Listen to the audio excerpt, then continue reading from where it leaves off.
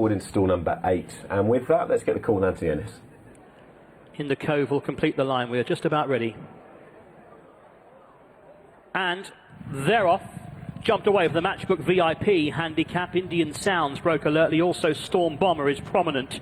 One that's just dropped in early is Ifton. That's towards the back with Jabalali. Back with the leaders. Sun Visor, a red cap towards the inside, is Handy, along with Indian Sounds, and also Sharp Talk in the blue and white colours. Storm Bomber just off the pace, the market leader in the red and black. Towards the inside then, in the green cap, is Better Than Ever, out a bit wider with the cheek pieces and noseband. That's Dutch Story, the maroon and light blue colours. Out wider is Crime Wave, the red and white silks. Further back in the Cove, the mauve with the black cap. The yellow and black towards the inside, that's Powerful Star. Tracked by Jabalali, the blue and white colours. Out wider is Crime Wave. And then Madame Tansy, the orange cap, and the back marker is Ifton with the noseband as they make the turn over at the far end and head right-handed back towards the final half mile. So up front it is now Sharp Talk has got to the front, the blue and white on the inside for Josie Gordon, and leads by a half length to Indian Sounds, the silver jacket, in second. Sun Visor is third on the inner. Out wider is Dutch Story. Storm Bomber is travelling powerfully in behind runners, tracked through by Crime Wave in the Cove. Then the green and orange of Better Than Ever, who'll go towards the inside. 2 furlongs left to travel. Up front Indian Sounds. Storm Bomber is going notably well, just switching towards the inside as they head down now for the final furlong and a half. So up front it is still Sharp Talk, but here's Storm Bomber, every chance to come and challenge. Jabalali's running on. In the Cove is also picking up well. Storm Bomber has got to the front. What will he find? In the Cove is chasing him hard, but it's Storm Bomber in front still by a neck to In the Cove and Jabalali. Ifton staying on well. Storm Bomber and In the Cove is going to be close to this. In the Cove has got up to tip out Storm Bomber, who had every chance. Third Jabalali, and fourth was Ifton, never nearer.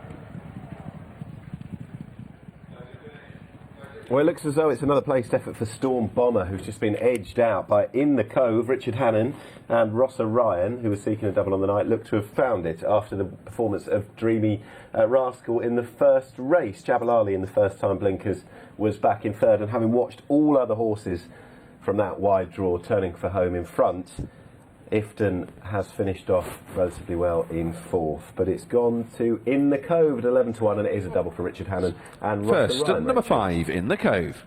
Yeah, it is, and In the Cove returning back to the all-weather surfaces is definitely helped. The headgears definitely helped too, but all his previous horses' wins have been at Chelmsford and Lingfield over 7, albeit. Yep. So returning back up to a mile today, he saw it out well enough, just splitting in between Jabalali and Storm Bomber there, just sticking his neck out. But I mean, the eye catchers, given how slow away, which we'll see in a second, Ifton was, if they can sort that out, from that wide draw there.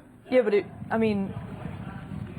I guess Rev Havlin basically just took a Jamie Spencer book and slammed on the anchors and went to the inside. But given how well that he closed down the outside, if he was any closer, I mean, that we could have been completely looking at a different result.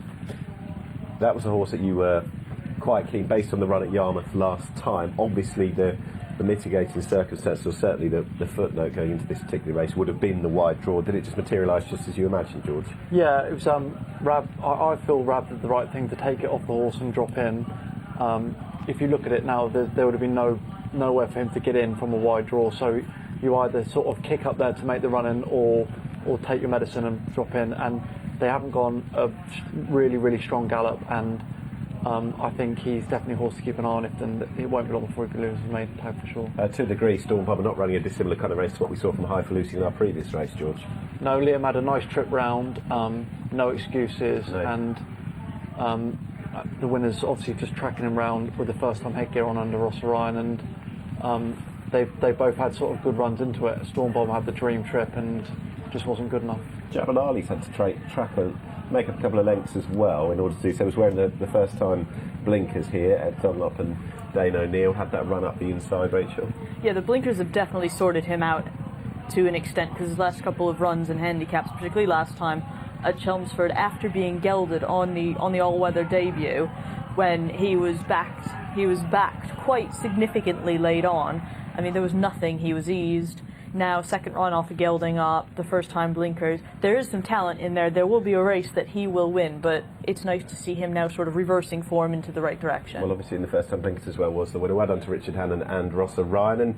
And given, as you mentioned, both of the wins having come over 7 furlongs back in the winter time, back in November, back in January, horses back in the winners' enclosure, but no lack of tenacity in order to see out this mile.